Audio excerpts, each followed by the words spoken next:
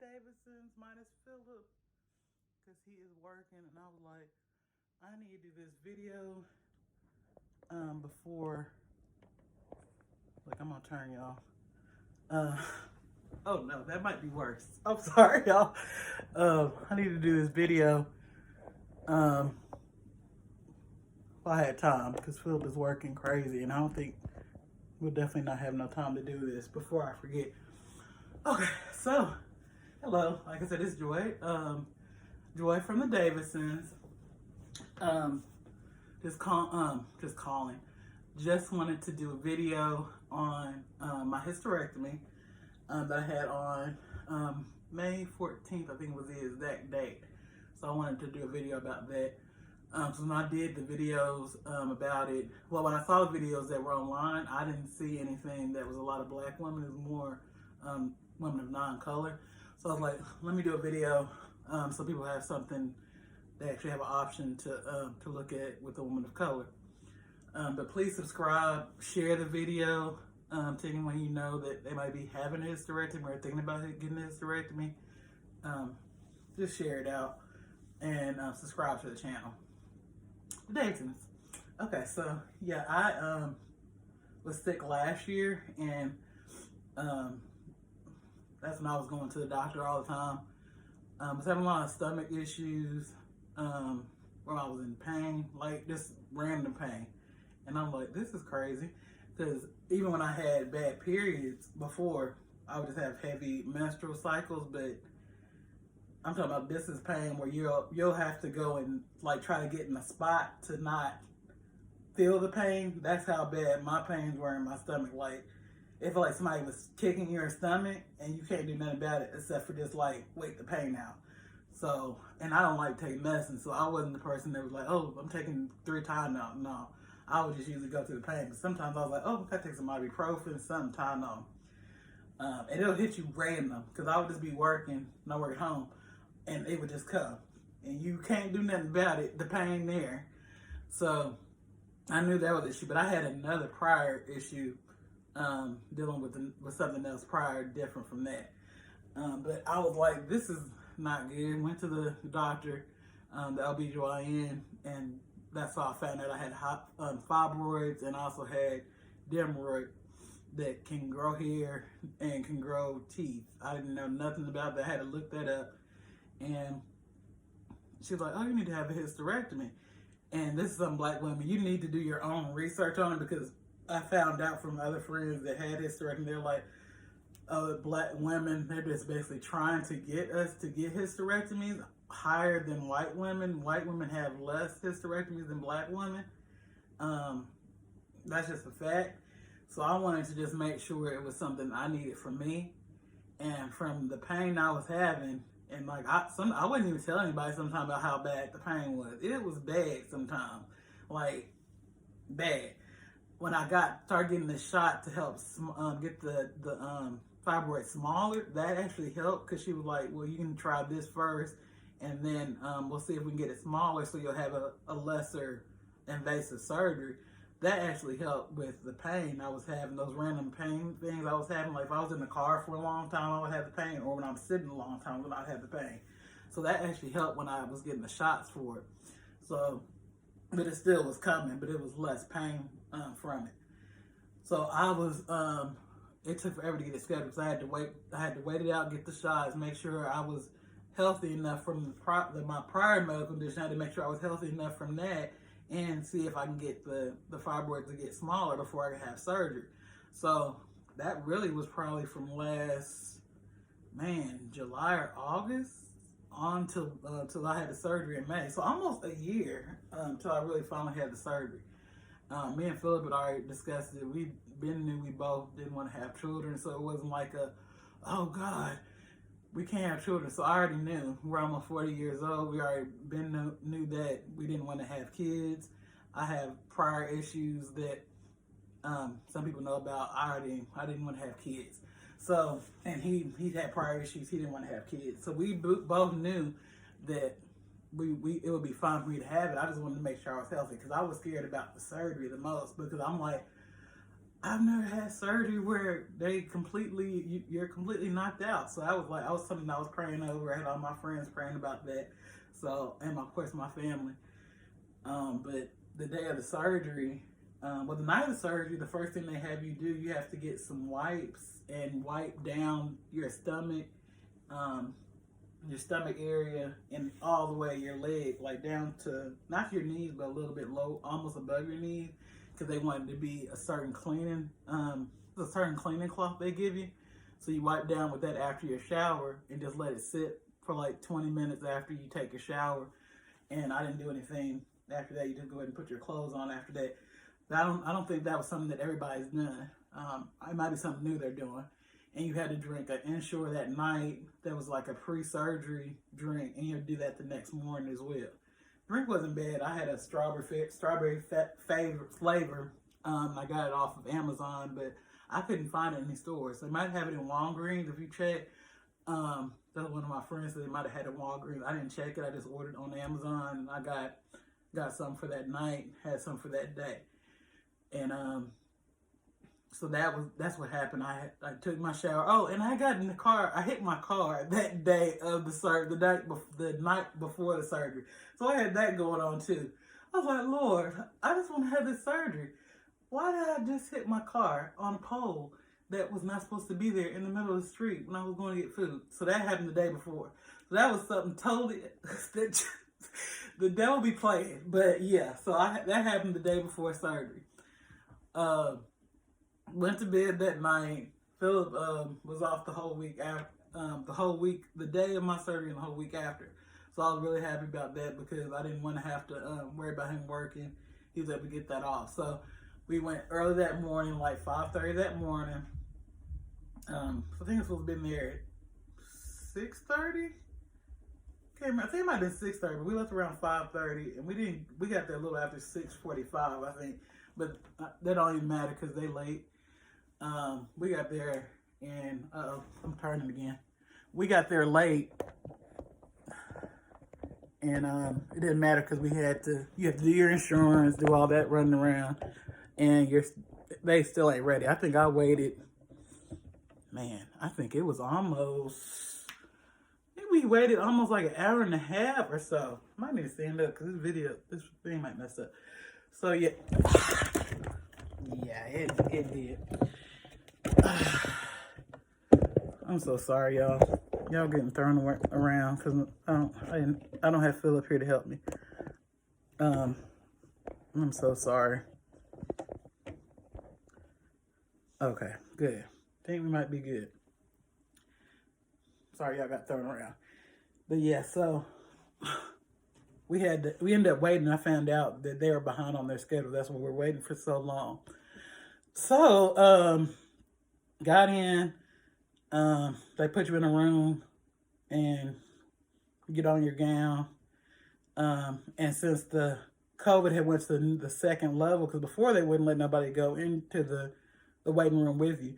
Before they only go out and wait for you, and then you wouldn't see them until after the surgery. But now they let you sit with the person until you have surgery, so that's good. You just have your mask on. And we both already had our vaccine, so they let you come in without even getting the COVID shot. I think if you don't have the vaccine now, you have to get the COVID shot. Get the COVID test if you do not have the shot. So we just had our mask on. Everybody masked up at Vanderbilt, so I like that. And I think they have to get tested every day. It might be every week, but I felt safe at the hospital. So surgery, like I said, since it started late. I don't think I got out of surgery till around 3:30. Prayed before I had surgery, and when I had surgery, it seemed like it was like 15 people in there. You know, at Vanderbilt, you have my doctor that I've been seeing the whole time. You had the nurses, you had the med students, you got it was everybody in there. I think it was at least 15 people in there. And I just remember them talking about something and I was gone. Cause I remember her talking about one lady was talking about she was finally going out somewhere to a wedding and she hadn't been to a wedding since COVID. After that, I remember going, sleep. So, but when I woke up, I was already in the area where they let you go to before you go to a second room. And I wasn't in that much pain then. They put some on my legs. It felt like heaven. I wish I had it at home. That rubs your legs. It's like a heating pad that rubs your legs. Woo! It felt so good. I want that thing. I should have asked her what it was, but it's to help you from not getting blood clots. So they put it on both your legs, and it's massaging your legs with like heat. Oh, it was so good. They're probably expensive, but the thing felt like heaven. So she did that for a few minutes, and then she was like, "Oh, you have to pee before you can leave, or you're gonna we'll have to get you a you have to get what's the name of it? I forgot the name of the thing they make you do. We got to be I forgot the name of it, but if I didn't pee manually, they were gonna put the thing in me where you're peeing into it. What is the name of it? I can't even think of the name of it. That sucks. I can't think of it. But whatever it is, I didn't have to do it because I was like, oh, give me some water. Drank a lot of water.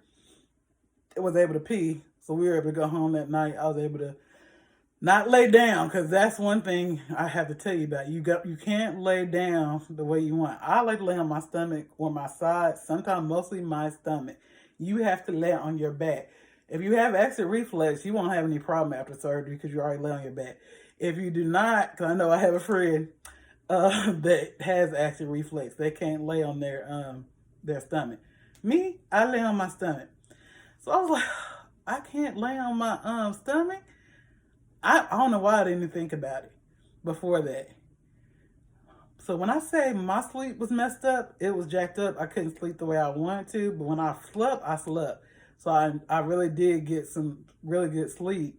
But as far as the hours of sleeping, Philip took care of me that first week because he was off that first week. Shout out to my brother because he lives closer to me, and to sue my bestie for coming up here to visit me, because they didn't have to. They could have been like, they got their own lives. But they made sure they came to see me. My goddaughters came to see me with my bestie. So it was nice having people here that, that really are there for you, because everybody didn't come see me. But I felt blessed that at least I had my family, and basically my family, my bestie and my god kids come to see me. And my parents came the second week and stayed with me as Philip went back to work. But that was awesome that I had at least, family here with me for those first couple weeks. And I thought I was going to be going back to work the third week, but then I realized it's not about what you get to do. It's about what your doctor wants you to do. And if your doctor don't release you, you ain't getting released to go back to work. Even though I work at home, my doctor has the power to be like, no, you are not going back to work. So I've been home for almost 6 weeks, and I've never been off for 6 weeks since I've been working. So probably when I got married the first time, that was maybe been the longest time I hadn't worked, but that was when I was like 19. So from 19 to 39, so 20 years, I've never had 6 weeks off. So it's weird. It's weird. So get used to sitting at home, read some books, catch up on your shows. You can't work out for 6 weeks, which is what I hate, because I have just gotten a Peloton and cannot, as it sits there looking at me, cannot get on it. And my doctor's like, oh, you might have to not work out on it for a couple more weeks after the 6 weeks. What? I need to be back on it. I had finally lost weight. But no. So, yeah, that's the major two things. I wasn't able to sleep the way I wanted. My sleep is messed up. I'm going to finally get back into a regular sleep pattern. Pray for me. And you can't work out the first 6 weeks. But you can go for walks. We did go for walks. That's something she did allow after the first 2 weeks. But when I went in for my checkup, because they do a manual checkup, and why didn't I think about that? They have to do a manual checkup after your it's your post-op appointment. They have to do a manual checkup, so it's like you're getting a pap smear. Not fun, ladies. We go through it. Ladies that have babies, ladies that have hysterectomies, ladies that have pap smears, ladies that have to get breast exams. We go through it. Because I'm saying the breast exam because I'm going to have to get one probably this year as well because I'm turning 40. But yeah, that was not fun. I forgot because I hadn't had a pap smear in a long time. No. And after, remember, you just had major surgery down there. No, no, no, no, no, no, no, no, no. I don't like. So she did that, and she said that I still had I was still not fully healed, which is normal. It's only been 2 weeks. So she was like, "Yeah, you just make sure you're still not sexually active, still not doing a lot, going upstairs, nothing like that." She told me I might be able to go back to work at least half time. When I talked to the nurse that is her nurse, she was like, "No, you're gonna be out the full 6 weeks." I'm like, "Huh?" So, but when I had the appointment after 2 weeks, she made me another appointment. I came back in at the 4 weeks. Still was not healed all the way internally. I'm thinking I'm all the way okay, but still not doing much. I'm still following the rules, still not hardly going anywhere. Just walking, no heavy exercising, not going up and down my stairs in my house because that's where I work. So since I'm not working, I have hardly even gone upstairs. This is the week I've gone up there the most, just from cleaning. But other than that, So, yeah, I go back to the doctor tomorrow, and pray to God that I get to be released, because my friend told me, Tiffany, hey Tiffany, she told me that dealing with your HR and your doctor, nurse, paperwork, I've been calling and talking to them more than I've talked to Philip, I think. Because you're calling them to make sure everything is, where's my money? I need to make sure I'm getting paid. I need to be getting paid. I paid into this disability to get paid, okay? While I'm off. That is a whole nother story. But yeah. But other than that, I feel great now. I'm ready to get out the house. I'm ready to get out. I have to get out of here. I have not been, people think, oh, you're on leave for 6 weeks. It's not a vacation when you can't do anything. No, it's not a vacation. I wouldn't put being on leave on anybody ever again. No, I don't want it. I'd rather be healthy. I'd rather my doctor say, you can work. That's what I'd rather have. But you gotta do what you're supposed to do to follow, because like it's internal. You want to make sure everything's okay, because if you don't, you could be back to having surgery. So you have to follow the doctor's instructions.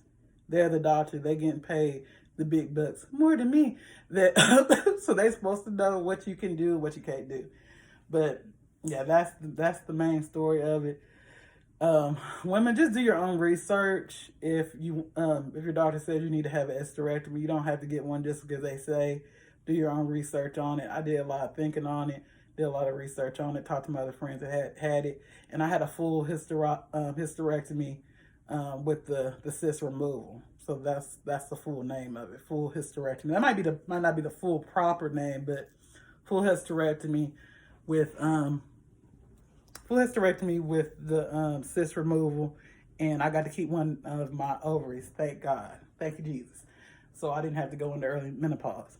So I was able to keep one, and that's something I talked to her about 4 to 5 times. I didn't want to keep at least one of my ovaries because I already have another health condition that makes me sweat. I didn't want to have another one where I'll be sweating even more. So I made sure to tell her, please make sure if I can keep one ovary, if there's nothing wrong with it, let me keep it, and I don't have to go into early menopause. But that's really it. If you have any other questions, you have questions you want from me, just ask me in the comments. And make sure you follow our page. I just changed our page, my personal page to my private, to my, now the YouTube page. Davidson, I think it's _ Davidson 40. I'm probably going to change it again, but that's what it is now. If you want to follow us on that page, because now that's just going to be the Davidson page for this page for YouTube. Love y'all. Talk to y'all later. Bye.